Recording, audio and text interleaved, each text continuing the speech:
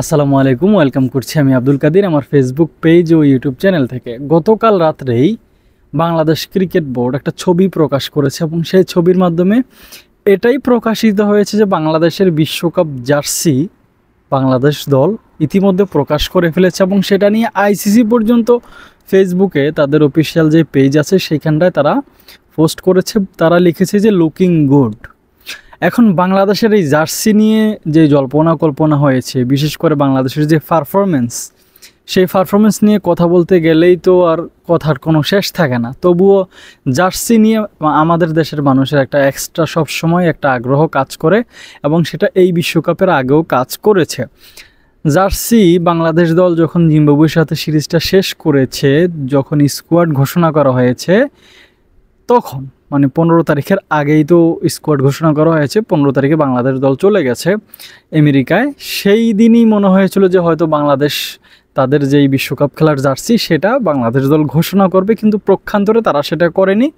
শেষ পর্যন্ত তীব্র সমালোচনা হওয়ার কারণে শেষ পর্যন্ত জালাল ইউনুসকে পর্যন্ত কথা বলতে হয়েছে যে আমাদের অনেক পরিকল্পনা আছে, আমরা এইভাবে ওইভাবে এটা করব। আফগানিস্তানের উদাহরণটা পর্যন্ত সাংবাদিকরা দিয়েছেন যে আফগানিস্তান কত সুন্দর করে ভিডিও বানিয়ে তারা তাদের জার্সিটা প্রকাশ করেছে। সেই উদাহরণ পর্যন্ত যখন দেওয়া হয়েছে, তখন জালাল ইউনুস স্যার বলেছেন যে আমাদেরও অনেক পরিকল্পনা আছে, আমরা সময়ের অভাবে আমরা সেটা করতে পারিনি।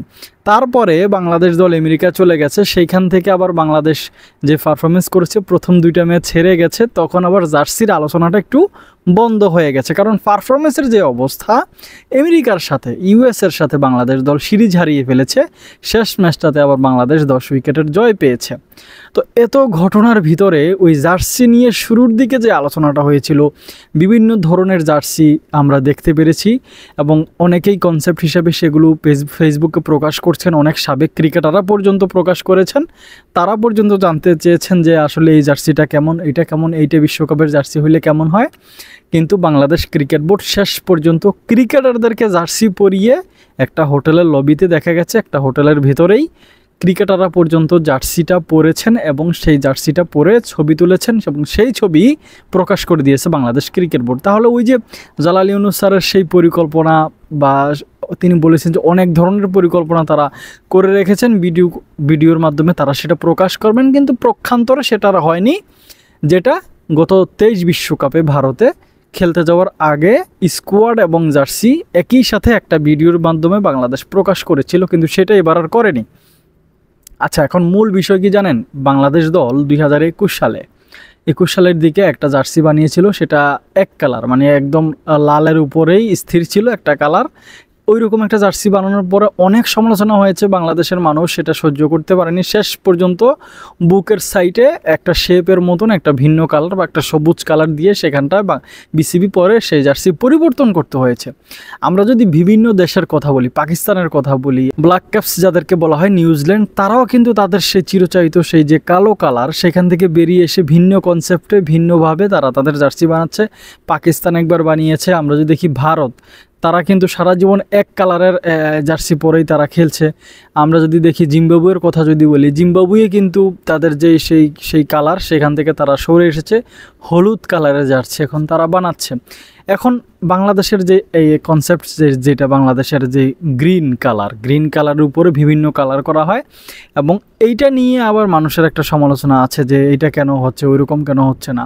দেখেন, জার্সিটা মূল বিষয় না, বিষয়টা হচ্ছে আপনার পারফরমেন্স। এখন অনেকেই বলতে পারেন যে কেনিয়াও তো এরকম সেম জার্সি বানায়, এখন বাংলাদেশ কি কেনিয়াকে ফলো করেছে কিনা, কিন্তু না, আমার কাছে মনে হয় 2009 সাল অথবা 11 সালের দিকে বাংলাদেশ দল এইরকমই একটা গ্রিন কালারের উপরে মূলত ভরসা ছিল বাংলাদেশের, বা পুরোটাই ছিল গ্রিন কালার, আশেপাশে এখানে ওখানে কিছু কালার ছিল।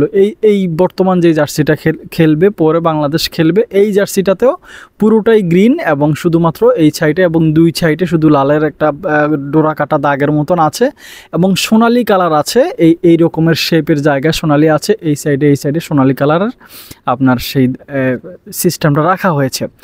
আমার মূল আলোচনার জায়গা হচ্ছে বাংলাদেশ যে বিশ্বকাপের এই জার্সিটা বানিয়েছে, এই জার্সিটার আসলে পক্ষান্তরে এটা রেটিং যদি আপনার কাছ থেকে আমি জিজ্ঞেস করি, আপনি কত দিবেন? ফেসবুকে আমি যতগুলো কমেন্ট দেখেছি, বাংলাদেশ ক্রিকেট বোর্ডের পেজের কমেন্ট বলেন বা অন্যান্য জায়গায়, অনেকেই পোস্ট করেছেন, অনেকেই কমেন্ট করেছেন, কেউই অত ভালোও বলেননি, অত খারাপও বলেননি, মোটামুটি একটা রেটিং তারা দিয়েছেন 7, 8, 9, 6 এরকম রেটিং প্রত্যেকেই দিয়েছেন। তো আপনার কাছে কেমন লেগেছে বাংলাদেশের জার্সি বা বিশ্বকাপ, যেই জার্সি পরে বাংলাদেশ বিশ্বকাপ খেলবে সেই জার্সি কেমন লেগেছে জানাতে পারেন, এবং বিশ্বকাপে বাংলাদেশ কেমন পারফরমেন্স করবে সেটাও জানাতে পারেন।